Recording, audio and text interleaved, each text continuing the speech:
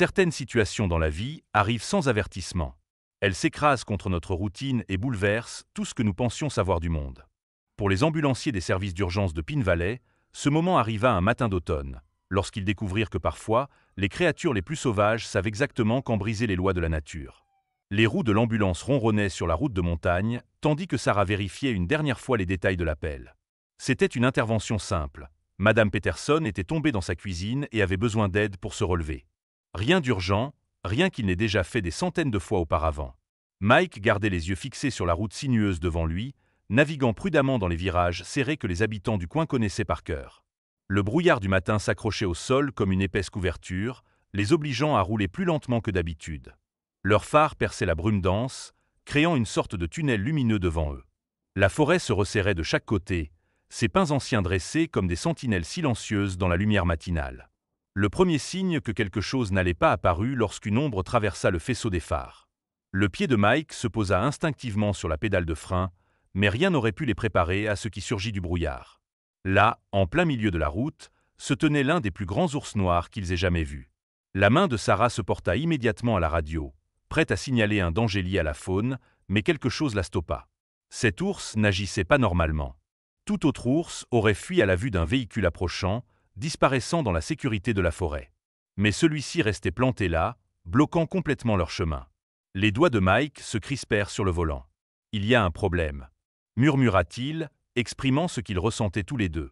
L'ours se balançait d'un côté à l'autre, sa tête bougeant dans un mouvement presque humain, comme s'il était en détresse. Ses yeux brillaient sous leurs phares, et ce qu'ils y virent leur glaça le sang.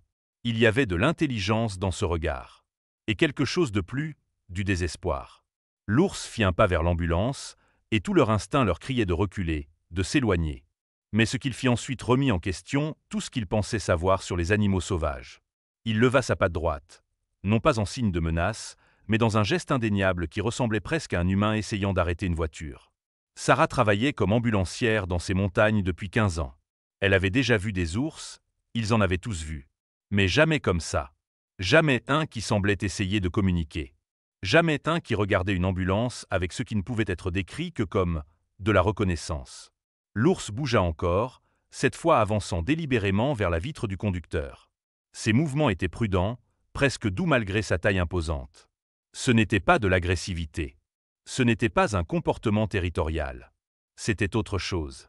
Quelque chose qui allait bientôt leur faire remettre en question tout ce qu'ils croyaient savoir sur la frontière entre le monde sauvage et celui des humains. Ce qui arriva ensuite allait changer leur vie à jamais.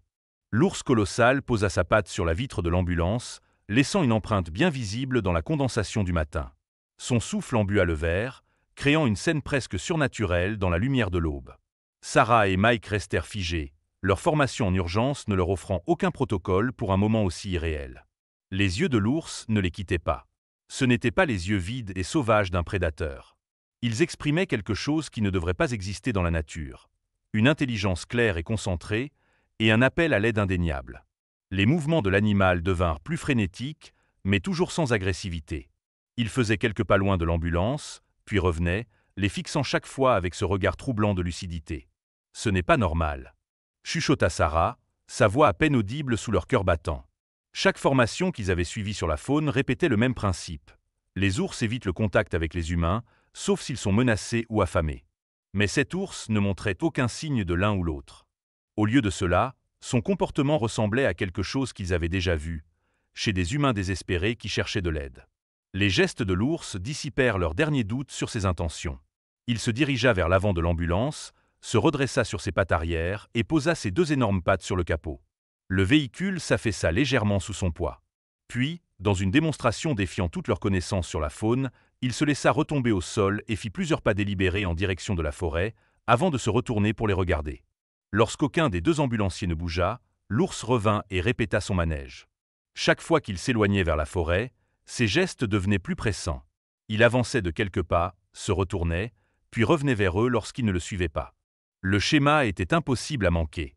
Il voulait qu'ils le suivent. La main de Mike hésita au-dessus de la radio. Il devrait signaler cela. C'était le genre de situation qui exigeait du renfort. Le contrôle des animaux, peut-être même le département de la faune. Mais Sarah l'arrêta d'un geste doux sur le bras. 20 ans passés dans ces montagnes lui avaient appris à faire confiance à son instinct. Et en cet instant, Tout son instinct lui criait que quelque chose était différent. Le comportement de l'ours devint plus insistant. Il allait et venait entre l'ambulance et la lisière de la forêt, ses mouvements devenant de plus en plus agités. Chaque fois qu'il revenait vers l'ambulance, ses yeux semblaient exprimer davantage d'urgence, davantage de détresse. Il émettait parfois de petits grognements. Rien à voir avec les grondements menaçants dont on les avait mis en garde lors de leur formation sur la sécurité face à la faune. Le temps sembla suspendu dans ce brouillard de montagne, alors qu'humain et animal se fixaient à travers la vitre. La poitrine de l'ours se soulevait d'effort, son souffle formant de petits nuages dans l'air frais du matin. Son pelage sombre était emmêlé par endroits, et en y regardant de plus près, il pouvait voir des signes de détresse dans sa posture et ses mouvements. Quelque chose poussait cette créature à briser toutes les règles de la nature, à chercher l'aide des humains qu'elle aurait dû éviter. Quelque chose n'allait pas, terriblement pas. Le genre de situation où un animal sauvage surmonte ses instincts les plus profonds pour s'approcher d'une ambulance, de tous les véhicules possibles, pour demander de l'aide. Sarah attrapa son sac médical à l'arrière, son esprit passant en revue toutes les possibilités. En toutes ses années de service, elle avait soigné des humains, des chiens, même un cheval une fois. Mais un ours? L'absurdité de la situation ne lui échappait pas. Pourtant, il y avait quelque chose dans ses yeux, quelque chose qui s'adressait directement à son serment de secouriste, aider ceux qui en ont besoin. L'ours fit une dernière tentative désespérée pour communiquer. Il se dressa à nouveau, révélant toute sa hauteur, et laissa échapper un son qui n'était ni un grognement ni un rugissement. C'était autre chose, quelque chose qui ressemblait presque à un appel à l'aide. Puis il se retourna et fit plusieurs pas déterminés vers la forêt, s'arrêtant une dernière fois pour les regarder, avec un message impossible à ignorer. « Suivez-moi ». La décision allait à l'encontre de tout ce qu'ils avaient appris. Chaque protocole, chaque consigne de sécurité hurlait de ne pas suivre un animal sauvage dans la forêt. Mais alors que Sarah attrapait son sac médical et que Mike récupérait le kit d'urgence portable, il savait qu'il n'avait pas le choix. Quelque chose les poussait en avant. Quelque chose de plus fort que la peur. L'ours avançait à un rythme régulier, restant toujours juste assez loin pour être visible à travers la brume matinale. Sa silhouette massive se mouvait avec une grâce surprenante entre les arbres, vérifiant constamment qu'il suivait toujours. Plus il s'enfonçait dans la forêt, plus les mouvements de l'ours devenaient urgents. Leurs bottes écrasaient les feuilles mortes et les brindilles cassées, le bruit résonnant étrangement dans le silence du matin. Aucun oiseau ne chantait. Aucun petit animal ne fuyait dans les sous-bois. La forêt elle-même semblait retenir son souffle, attendre. Le brouillard s'accrochait aux arbres comme une chose vivante, rendant chaque pas incertain, comme une avancée dans l'inconnu. Sarah regarda sa montre. 5 minutes dans la forêt, il devrait appeler du renfort. 10 minutes, l'ours accéléra le pas. 15 minutes, et la lumière du matin peinait à traverser l'épais couvert forestier. L'ours les menait sur ce qui semblait être un sentier de gibier, marqué par des années de passage d'animaux sauvages. L'air devenait plus lourd, plus oppressant à chaque pas. Le comportement de l'ours changea encore. Il bondissait en avant, puis s'arrêtait avec impatience, dansant d'une patte sur l'autre dans une évidente détresse. Son souffle s'était alourdi, non par l'effort, mais par une anxiété grandissante. 20 minutes après le début de leur marche, des signes inquiétants transformèrent leur inquiétude professionnelle en véritable alarme. Des branches brisées parsemaient leur chemin, pas à cause de chutes naturelles, mais de quelque chose de massif ayant traversé en hâte. Leur guide s'arrêta brusquement, tout son corps tendu. L'ours se tourna vers eux, et dans la lumière tamisée de la forêt, ils virent des larmes coller son pelage sous les yeux. Un détail si humain sur une créature si sauvage leur glaça le sang. L'ours émit un son grave et plaintif qui sembla vibrer jusque dans le sol sous leurs pieds. Devant eux, les arbres s'ouvraient sur une petite clairière. Le brouillard y était plus fin, et la lumière du matin perçait en faibles rayons. L'ours s'écarta comme pour les inviter à avancer en premier, ses yeux emplis d'une intelligence qui semblait impossible. Il avançait avec la certitude lourde de quelqu'un qui mène les autres vers quelque chose dont il sait que cela les changera à jamais. En entrant dans la clairière, Sarah et Mike comprirent soudainement le comportement étrange de l'ours. Ce qu'ils virent ce jour-là entrait leurs rêves pendant des années et changerait à jamais leur vision de la frontière entre le monde des humains et celui des animaux. La clairière offrait un spectacle qui fit pâlir les 2 ambulanciers. Là, dans une légère dépression sous un arbre tombé, gisaient 3 oursons. 2 étaient immobiles, leur petit corps déjà figé par la mort. Mais le 3e respirait encore à peine, sa minuscule poitrine se soulevant et s'abaissant en de faibles et irréguliers soubresauts. Les oursons s'étaient gravement blessés en tentant d'accéder à la nourriture, et à en juger par leur état, quelque chose dans cette nourriture les avait empoisonnés. L'ours, celle qui les avait menés ici, s'approcha de ses petits avec une telle douceur que cela brisa quelque chose en Sarah et Mike. Elle poussa doucement le dernier survivant, puis leva les yeux vers eux, un regard rempli d'une douleur qu'aucun animal sauvage ne devrait être capable d'exprimer. À cet instant, ils prirent pleinement conscience de ce qu'ils étaient en train de vivre, une mère regardant ses enfants mourir un à un. Elle avait su, d'une manière ou d'une autre, que ces humains, dans leur grand véhicule blanc aux lumières clignotantes, étaient ceux qui pouvaient l'aider. Les mains de Mike tremblaient tandis qu'il ouvrait son kit médical. L'ourson survivant était minuscule, sans doute âgé de quelques mois à peine. Sa respiration était faible, ses gencives pâles, signe d'une grave perte de sang. Autour de sa bouche, une mousse mêlée de sang indiquait un possible empoisonnement. Ce qui était encore plus étonnant, c'était la manière dont la mère ours s'écarta, leur laissant de l'espace pour agir, comme si elle comprenait leur intention.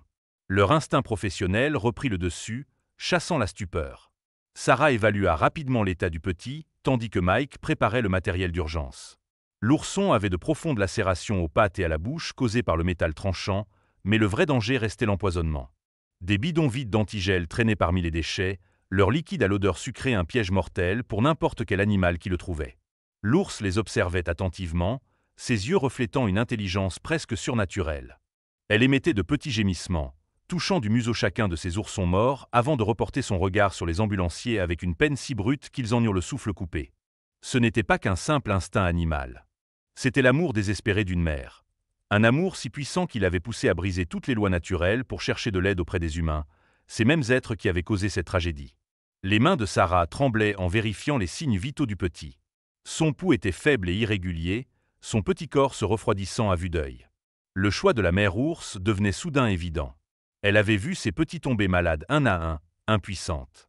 Elle avait aperçu ces véhicules blancs aux lumières clignotantes en ville, et d'une manière incompréhensible, elle avait saisi qu'ils représentaient l'aide. Dans sa détresse, elle avait accompli l'impossible. Elle avait cherché les humains. Leur avait fait confiance. Les avait guidés jusqu'ici, dans une ultime tentative pour sauver son dernier bébé. Le poids du moment s'abattit sur eux. Ce n'était pas juste un appel d'urgence. Ce n'était pas juste un autre sauvetage. C'était un instant où la frontière entre le monde des humains et celui des animaux s'était complètement effacée, ne laissant que la compréhension universelle de l'amour d'une mère et son besoin désespéré de sauver son enfant.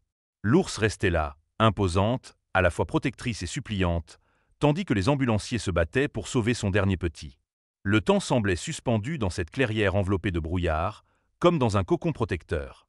Seule résonnait la respiration saccadée de l'ourson mourant, les gémissements doux de sa mère et les gestes précipités des secouristes. Ils savaient qu'ils devaient agir vite. L'ourson faiblissait rapidement, et ils ignoraient depuis combien de temps l'empoisonnement avait commencé. Les mains de Sarah fouillaient son kit médical avec une rapidité experte. Chaque seconde comptait. L'antigel détruisait déjà les organes du petit, et la perte de sang due aux coupures rendait la situation encore plus critique.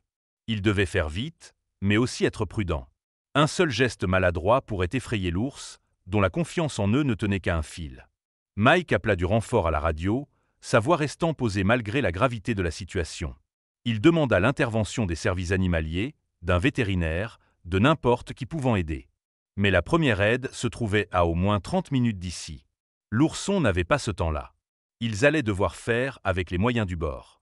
Sarah posa une perfusion, chose qu'elle n'aurait jamais imaginé faire sur un ourson. La mère ours observait attentivement, ses yeux sombres suivant chaque mouvement. Lorsque son petit gémit sous l'effet de la piqûre, elle émit un doux son dans sa gorge, mais ne bougea pas. C'était comme si elle comprenait qu'ils essayaient de l'aider, même si le processus lui causait de la douleur. La complexité de soigner un animal sauvage avec du matériel médical humain les obligeait à s'adapter rapidement. Ils devaient estimer le poids du petit, calculer des doses conçues pour les humains et espérer que leur décision était juste. Une seule erreur pouvait le tuer plus vite que le poison. La pression était immense, mais leurs mains restaient stables, guidées par des années d'expérience et le besoin désespéré de sauver cette vie innocente. Le temps semblait suspendu alors qu'ils travaillaient. Mike surveillait la respiration du petit, tandis que Sarah lui administrait des fluides et des médicaments par intraveineuse. La brume matinale commença à se dissiper, laissant passer des rayons de soleil à travers les arbres, illuminant leur combat acharné. La mère ours restait une présence constante, alternant entre les observer et nicher doucement ses petits sans vie. Le moment le plus critique arriva lorsque le petit se mit à convulser. Sarah et Mike échangèrent un regard inquiet. Ils devaient agir vite, mais un mauvais traitement pouvait être fatal. Sarah prit une décision en une fraction de seconde, ajustant le médicament avec une prière silencieuse pour avoir fait le bon choix. La mère ours perçut leur urgence accrue et se rapprocha, sa silhouette massive projetant une ombre sur eux alors qu'il luttait pour sauver son petit. Les minutes s'étiraient comme des heures, chaque instant étant une bataille contre le temps et la nature elle-même. La vie du petit ne tenait qu'à un fil, son destin reposant entre les mains de deux humains qui n'auraient jamais imaginé devoir sauver un ourson au beau milieu de la forêt, sous le regard attentif de sa mère, dont l'intelligence défiait toute explication. Le premier signe d'espoir apparut lorsque le soleil atteignit son zénith au-dessus de la clairière.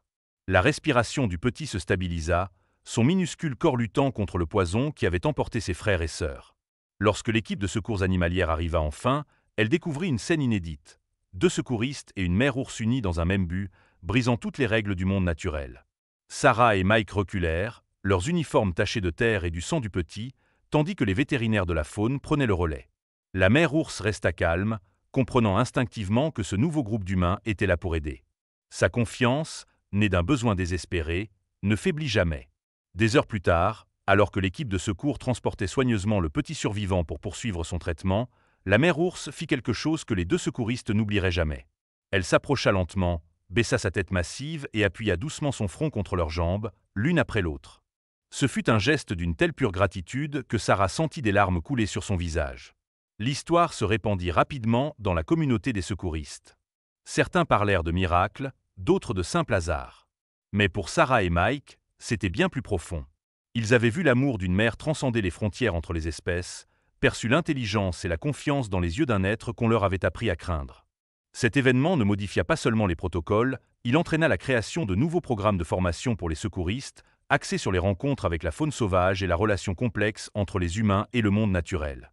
La clairière fut nettoyée, les déchets dangereux retirés, et de nouvelles mesures furent mises en place pour protéger la faune et son habitat. Mais le plus grand changement fut dans le cœur de ceux qui étaient présents ce jour-là. Ils avaient été témoins de quelque chose d'extraordinaire. Un instant où les barrières artificielles entre le monde humain et animal s'étaient effacées, laissant place à une compréhension universelle de l'amour, du désespoir et de l'instinct de protection envers ses enfants. Dans cette clairière, ils apprirent que parfois, les créatures les plus sauvages savent exactement quand faire confiance, et que les miracles peuvent se produire lorsque nous avons le courage de leur faire confiance en retour. Si cette incroyable histoire de survie, d'espoir et du lien indéfectible entre une mère et ses enfants vous a touché, abonnez-vous à notre chaîne. Chaque semaine, nous vous racontons des histoires vraies incroyables qui mettent en lumière les relations extraordinaires entre les humains et les animaux. Cliquez sur le bouton d'abonnement pour ne jamais manquer un nouveau récit inspirant de courage, de compassion et de ces moments uniques qui nous rappellent combien notre lien avec la nature est précieux.